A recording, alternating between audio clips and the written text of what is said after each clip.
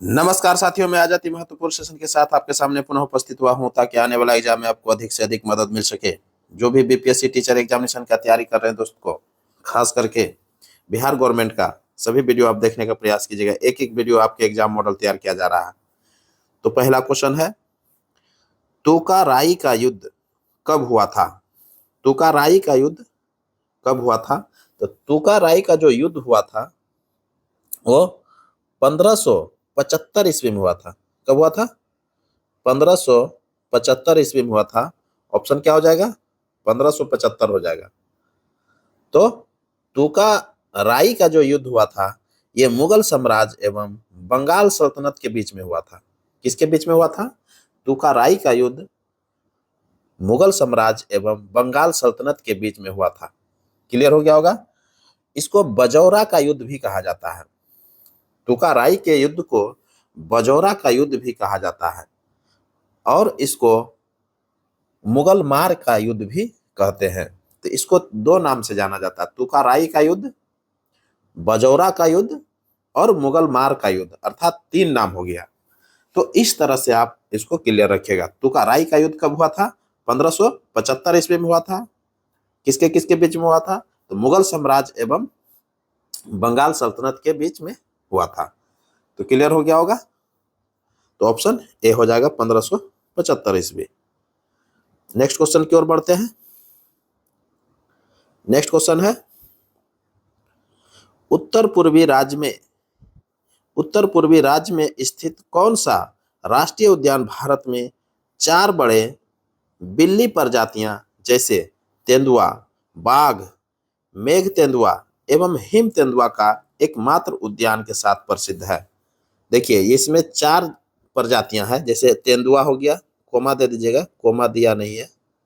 तेंदुआ हो गया, बाघ हो गया और मेघ तेंदुआ हो गया एवं हिम तेंदुआ।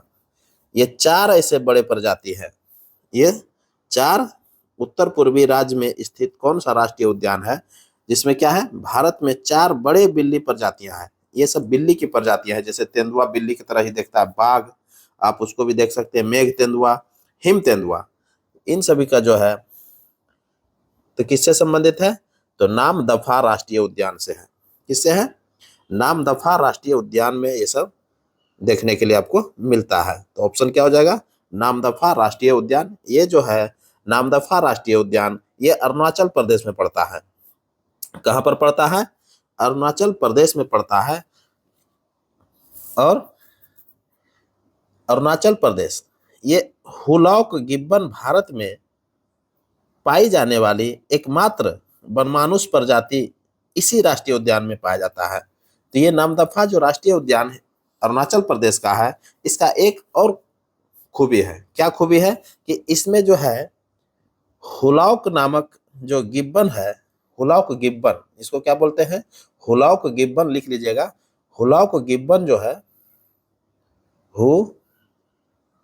हुलॉक गिब्बन बहुत इंपॉर्टेंट हो जाता है। ये हुलॉक गिब्बन जो है ये भारत में पाई जाने वाली एकमात्र वनमानुष प्रजाति है।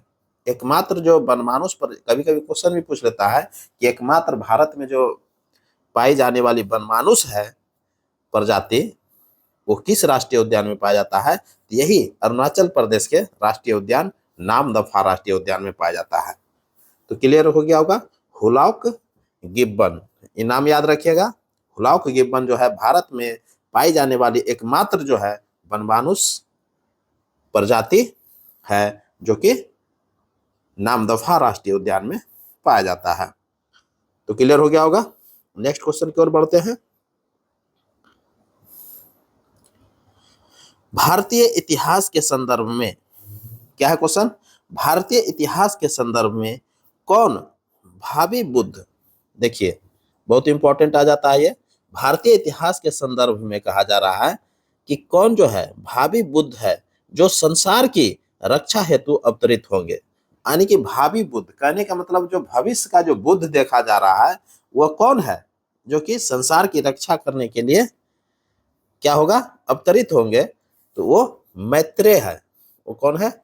मैत्रेय का नाम आप इसमें ले सकते हैं। तो मैत्रेय जो है ये बुद्ध का ही नेक्स्ट जो अवतरित होंगे, बुद्ध का जो अवतार होगा वो मैत्रेय के रूप में आपको देखने के लिए मिलेगा। तो ऑप्शन क्या हो जाएगा?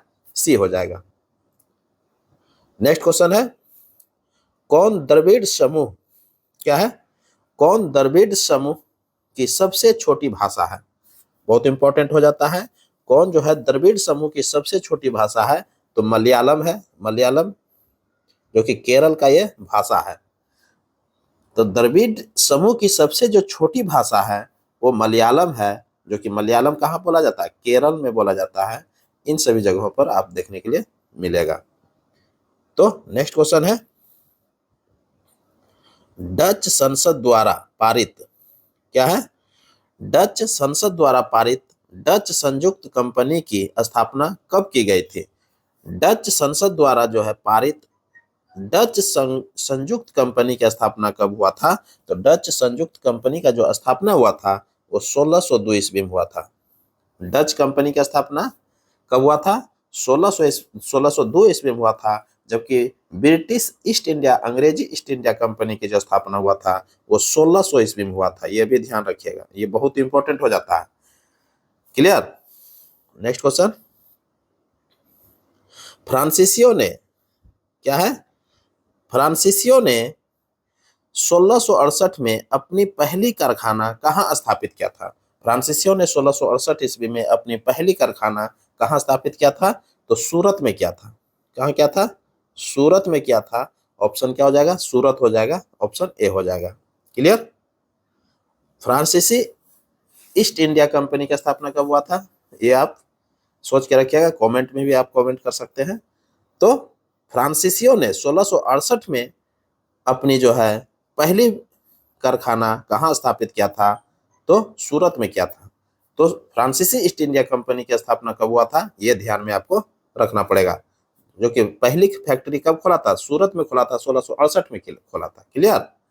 तो 1664 इसका आंसर हो जाता है। फ्रांसीसी ईस्ट इंडिया कंपनी की स्थापना कब हुआ था? 1664 में। ये भी ध्यान में रखिएगा। और पहली फैक्ट्री कब खोला था? 1668 में। कहाँ खोला था? सूरत में खोला था। क्लियर?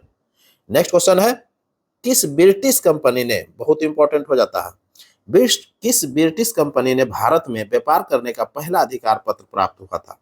वह कौन सा ब्रिटिश कंपनी था जो कि भारत में व्यापार करने के लिए उसको पहला अधिकार प्राप्त हुआ था? तो पहला जो अधिकार प्राप्त हुआ था लिवेंट कंपनी को हुआ था। इसको हुआ था लिवेंट कंपनी को हुआ था। ऑप्शन ए हो जाएगा। नेक्स्ट क्वेश्चन है, 1632 ईस्वी में कब की चर्चा है?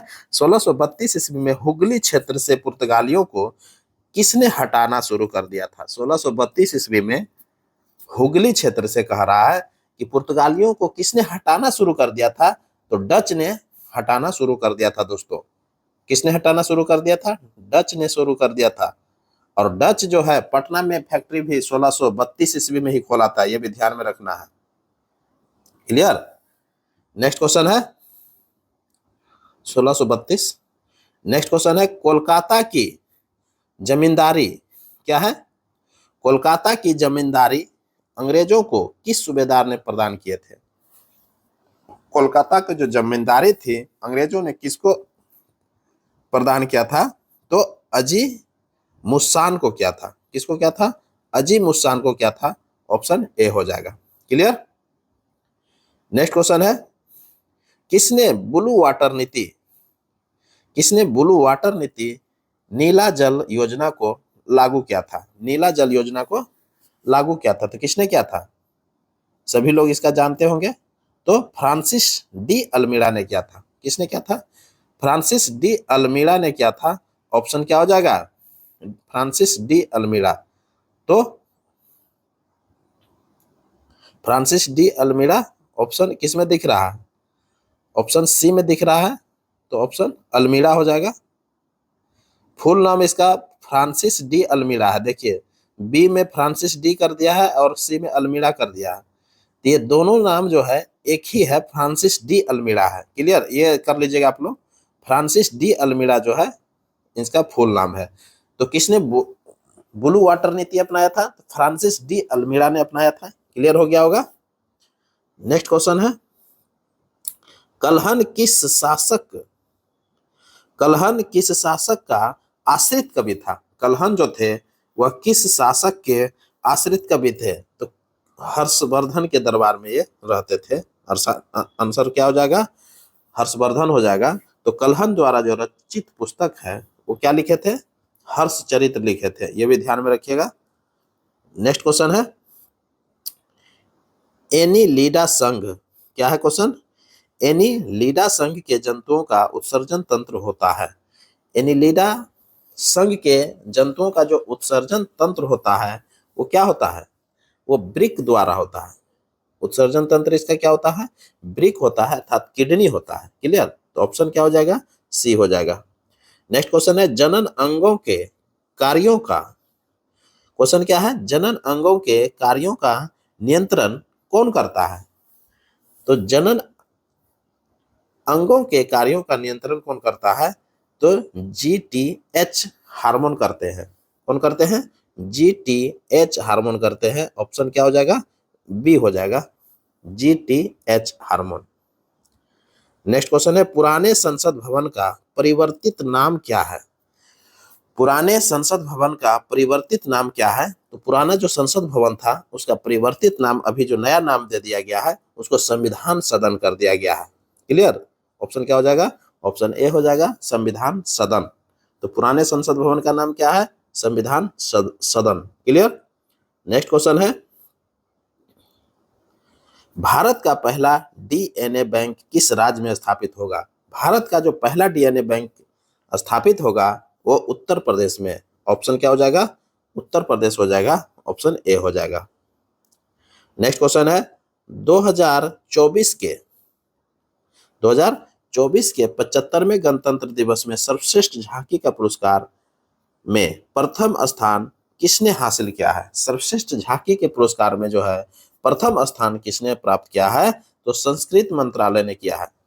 अर्थात संस्कृति जो मंत्रालय है वो, ऑप्शन क्या हो जाएगा? संस्कृति मंत्रालय। क्लियर हो गया होगा।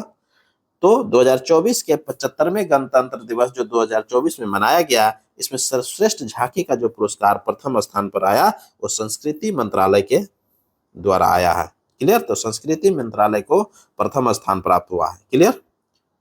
नेक्स्ट क्वेश्चन है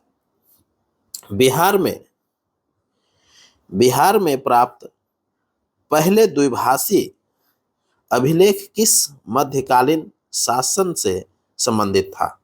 बिहार से प्राप्त पहला द्विभाषी अभिलेख क्या है? द्विभाषी अभिलेख किस मध्यकालीन शासक से संबंधित था? तो शेरशाह से संबंधित था दोस्तों। किससे था? शेरशाह से था। ऑप्शन क्या हो जाएगा? Shershah Suri. Clear? Option B हो जाएगा। नेक्स्ट क्वेश्चन है बिहार पर क्या है? बिहार पर राज करने वाला जनजाति राजवंश कौन था? बिहार पर राज करने वाला जो जनजाति राजवंश था, बहुत इंपॉर्टेंट हो जाता है दोस्तों, ये चेरो राजवंश था। कौन था? चेरो राजवंश था, जो कि बिहार पर राज करने वाला ये जनजाति राजवंश था दोस्तों। ऑप्शन क्या हो जाएगा? ऑप्शन बी हो जाएगा। बहुत इंपॉर्टेंट है। नेक्स्ट क्वेश्चन है कांबर झील पक्षी विहार कहाँ है? बहुत इंपॉर्टेंट, ये प्रीवियस ईयर का क्वेश्चन है दोस्तों। तो कांबर झील पक्षी विहार कहाँ है? तो बेगूसराय में है। ये कहाँ पर है? बेगूसराय है। ये बिहार का प्रथम वेटलैंड है। क्लियर? तो ये बिहार का प्रथम रामसर साइट है कांवर झील, जो कि बेगूसराय में है। तो ऑप्शन क्या हो जाएगा? ऑप्शन ए हो जाएगा। नेक्स्ट क्वेश्चन, जबकि नागी और नकटी झील जो है वो जमुई जिला में है। बिहार में टोटल जो है रामसर साइट कितने हैं? 3 गो है। पहला कांवर झील बेगूसराय में है, दूसरा एवं तीसरा जो है नागी एवं नकटी जो है ये जमुई में है। क्लियर? नेक्स्ट क्वेश्चन देखते हैं बिहार का सबसे कम लिंगानुपात वाला जिला कौन है? बिहार का सबसे कम लिंगानुपात वाला जिला कौन है? तो मुंगेर है दोस्तों। कौन है? मुंगेर का लिंगानुपात जो है सबसे कम है, जबकि सबसे ज्यादा लिंगानुपात वाला जो जिला है वो गोपालगंज है। ऑप्शन क्या हो जाएगा? मुंगेर हो जाएगा इसका। क्लियर? तो सबसे कम लिंगानुपात वाला जिला कौन हो जाएगा? मुंगेर हो जाएगा। सबसे अधिक लिंगानुपात वाला जिला कौन हो जाएगा? तो गोपालगंज हो जाएगा। क्लियर? नेक्स्ट क्वेश्चन है बिहार आने वाले, क्या है, बिहार आने वाले पहले सूफी संत कौन थे? तो बिहार जो आने वाला पहला सूफी संत था वह कौन था दोस्तों? बहुत इंपॉर्टेंट हो जाता है। तो मोमिन आरिफ थे। कौन थे? मोमिन आरिफ जो थे ये बिहार आने वाले पहले सूफी संत थे। बहुत इंपॉर्टेंट हो जाता है। नेक्स्ट क्वेश्चन है बिहार के कितने जिले, बिहार के कितने जिले उत्तर प्रदेश के सीमा से लगते हैं? तो बिहार के कितने जिले उत्तर प्रदेश के सीमा से लगते हैं? तो 8 जिला जो है उत्तर प्रदेश के सीमा से लगते हैं। तो 8 जिला जो है उत्तर प्रदेश के सीमा से लगते हैं और झारखंड से भी 8 जिला उत्तर प्रदेश के सीमा से लगता है। ये बहुत इंपॉर्टेंट हो जाता है। बार बार ये सभी क्वेश्चनों को क्या करते हैं कि बोर्ड जो है रिपीट भी करता है। तो उत्तर प्रदेश बिहार के जो है किसमें है? पश्चिम में आपको देखने के लिए मिलता है। जब चौहद्दी दिखेगा बिहार का तो उत्तर में जो है नेपाल है और दक्षिण में क्या है? झारखंड है और पश्चिम में जो है आपका उत्तर प्रदेश देखने के लिए मिलता है और पूरब में जो है आपको बंगाल देखने के लिए मिलता है, पश्चिम बंगाल देखने के लिए मिलता है। क्लियर? तो उत्तर प्रदेश से जो है 8 जिला कौन टच करता है, आपको यह ध्यान में रखना होगा। तो आप 8 जिला का नाम आप ध्यान में रखिएगा, क्योंकि एलिमिनेट करने के लिए क्वेश्चन पूछ लेता है कि कहेगा कि उत्तर प्रदेश के साथ यह कौन सा जिला है जो कि टच नहीं करता है। तो 8 जिला का नाम आपको याद रखना है जो कि टच करता है। तो कौन कौन टच करता है? पश्चिम चंपारण टच करता है, गोपालगंज टच करता है, आपका सिवान टच करता है, आपका सारण टच करता है। कितना हो गया? पश्चिम चंपारण, गोपालगंज, सिवान और सारण, ये 4 हो गया। 5वां में है भोजपुर है और 6ठा में है आपका बक्सर और 7वां में आपका कैमूर है और 8वां में आपको रोहतास देखने के लिए मिलता है। तो ये जो है आपको 8 जिला आपको याद रखना है।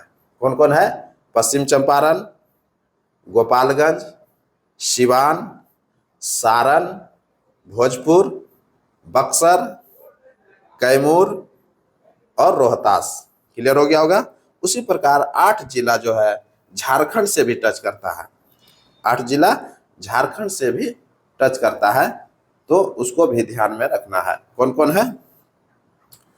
जैसे औरंगाबाद हो गया, गया हो गया, नवादा हो गया। औरंगाबाद, गया, नवादा, जमुई, बांका और कौन है? भागलपुर। और कौन है? 8 जिला आ गया। कौन कौन? औरंगाबाद, गया, नवादा, जमुई, बांका, भागलपुर, क्या है? भागलपुर, कटिहार और एक रोहतास है। तो इस तरह से आप देख सकते हैं। तो 8 जिला जो है कौन कौन हो गया?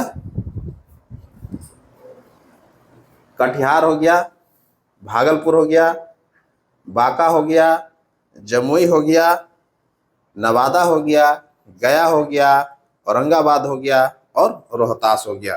तो इन सभी 8 जिला को भी आप याद रखना है, क्योंकि कभी कभी क्वेश्चन क्या करता है, एलिमिनेट करने के लिए क्वेश्चन पूछ लेता है कि आपको पूछ लेगा कि झारखंड से कौन जिला टच नहीं करता है। इस तरह से 4 ऑप्शन दे देता है, 3 ऑप्शन दे देता है, आपको छांटना रहता है, एलिमिनेट करना रहता है। क्लियर? तो नेक्स्ट क्वेश्चन की ओर बढ़ जाते हैं। नेक्स्ट क्वेश्चन है शेर शाह द्वारा, क्या है क्वेश्चन? शेर शाह द्वारा पटना के नव निर्माण का वर्णन किसकी रचना में मिलता है? शेर शाह के द्वारा जो है, शेर शाह के द्वारा क्या है? शेर शाह द्वारा पटना के नव निर्माण में, किसके नव निर्माण में? पटना के नव निर्माण का वर्णन किसकी रचना में मिलता है? तो तारिख ए दाऊदी की रचना में देखने के लिए मिलता है। ऑप्शन क्या हो जाएगा? तारिख दाऊदी। क्लियर? तो ऑप्शन क्या हो जाएगा? तारिख दाऊदी, ऑप्शन सी में दिया हुआ है। क्लियर? नेक्स्ट क्वेश्चन है बिहार में, क्या है क्वेश्चन? बिहार में स्वरों के व्यापार का एकाधिकार अंग्रेजों को किसने प्रदान किया था? बिहार में क्या है? बिहार में सोरों के व्यापार का एकाधिकार अंग्रेजों को किसने प्रदान किया था? तो मीर जाफर ने किया था। सोरा जो होता है उसका जो व्यापार करने का अधिकार प्राप्त किया था अंग्रेजों ने, किससे प्राप्त किया था? तो मीर जाफर से किया था। क्लियर?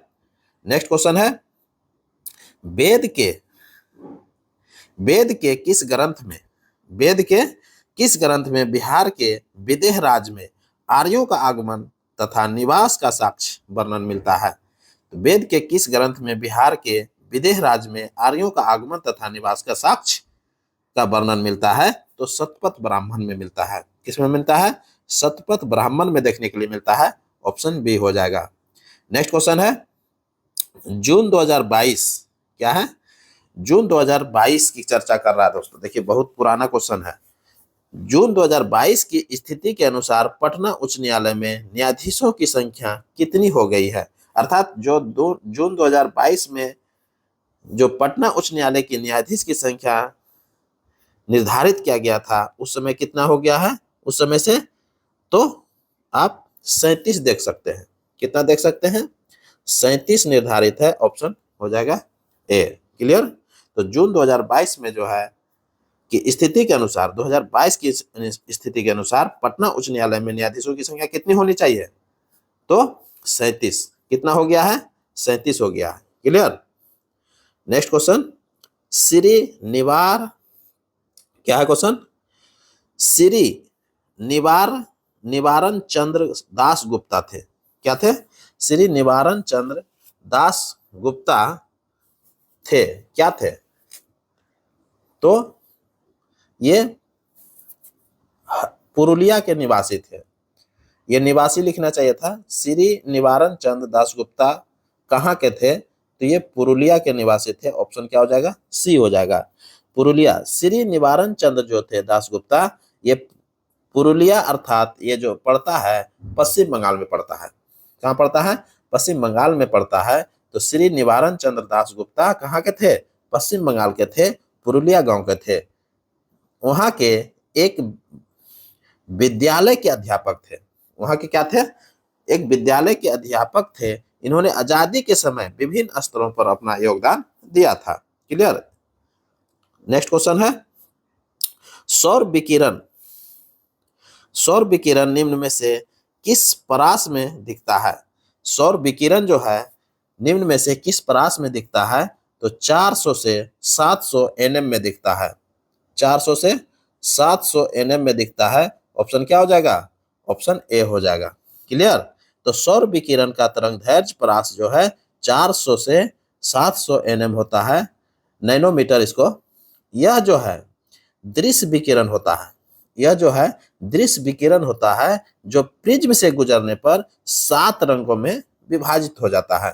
जो कि प्रिज्म से गुजरने पर क्या होता है? 7 रंगों में विभाजित हो जाता है। जैसे हम लोग बचपन के क्लास में पढ़ते थे, क्या पढ़ते थे? 7 प्रिज्म जो है लाइट को 7 वर्णों में विभाजित करता है। क्लियर?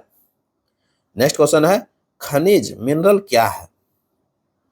खनिज जो है अर्थात मिनरल जो है क्या है? तो मिनरल जो है यह आप देखिएगा वो द्रव अवस्था में भी रहता है, गैस अवस्था में भी रहता है और ठोस अवस्था में भी देखने के लिए आपको मिलता है। तो मिनरल को आप क्या कर सकते हैं? गैसीय अवस्था में देख सकते हैं, द्रव अवस्था में देख सकते हैं, जिसको लिक्विड अवस्था में जैसे पेट्रोलियम वगैरह मिलता है, गैस जो ठोस अवस्था में भी मिलता है जैसे कार्बन वगैरह, ये कोयला वगैरह भी देखते हैं, वो कार्बनिक पदार्थ देखते हैं। इन सभी जो है मिनरल्स है। अर्थात जो हो जाएगा खनिज क्या है? तो ये सभी हो जाएगा, अर्थात उपरोक्त में से एक से अधिक हो जाएगा। क्लियर?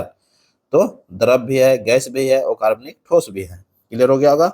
भूपर्पटी में क्या है? भूपर्पटी में प्राकृतिक रूप से पाए जाने वाले वे सभी रासायनिक पदार्थ जो ठोस द्रव गैस के रूप में है, जो ठोस द्रव गैस के रूप में है और मानव उपयोगी है, और क्या है? मानव उपयोगी है, खनिज कहलाते हैं।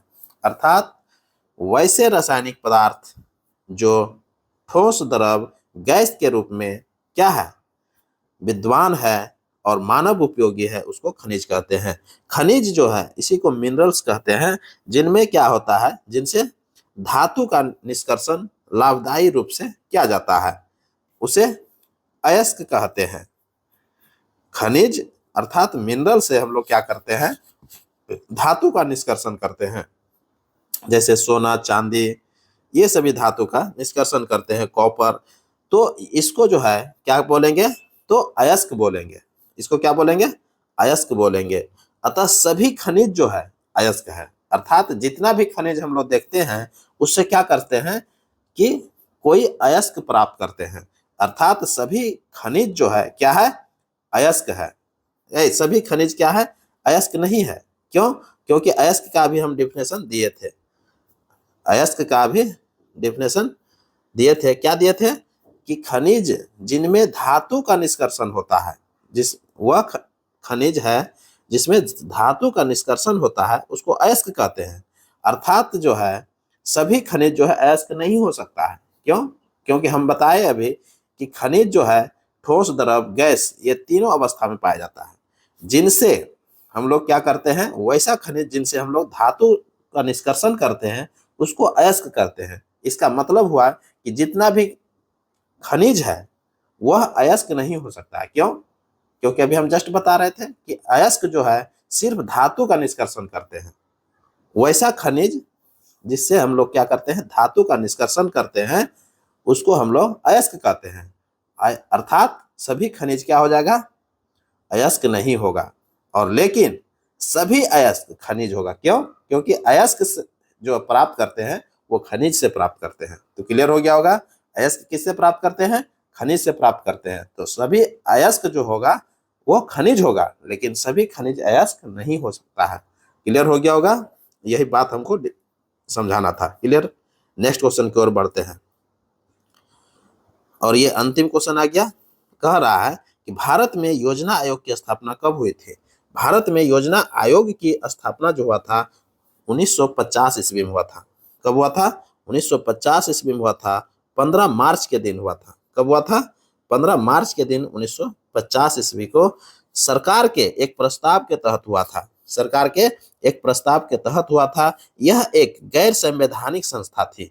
यह एक गैर संवैधानिक संस्था थी जिसे 17 अगस्त 2014 को समाप्त कर दिया था। जिसको क्या किया था, 17 अगस्त 2014 को समाप्त किया। योजना आयोग के स्थान पर इसको क्या क्या समाप्त करके योजना आयोग के स्थान पर 1 जनवरी 2015 को एक नई योजना स्थापित करता है, आयोग का स्थापना करता है, जिसको नीति आयोग के नाम से जानते हैं।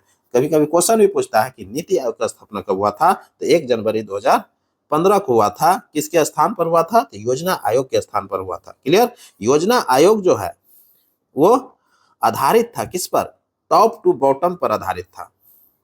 कभी कभी क्वेश्चन भी पूछता है कि योजना आयोग जो है आधारित था, किस पर आधारित था, तो टॉप टू बॉटम पर की संकल्पना पर आधारित था। जबकि नीति आयोग जो है बॉटम टू टॉप संकल्पना पर आधारित है, जस्ट उसका विपरीत है। यही इसका डिफरेंस है। योजना आयोग क्या है, टॉप से बॉटम संकल्पना पर आधारित था, लेकिन नीति आयोग जो है वो बॉटम से टॉप पर क्या है, बॉटम से टॉप की संकल्पना पर आधारित है। क्लियर हो गया होगा। योजना आयोग ने सभी राज्यों के लिए एक ही मानक को अपनाया था। योजना आयोग में क्या था कि सभी राज्यों के लिए एक ही मानक अपनाया था, जबकि नीति आयोग जो है क्षेत्र विशेष के अनुसार योजना बनाती है।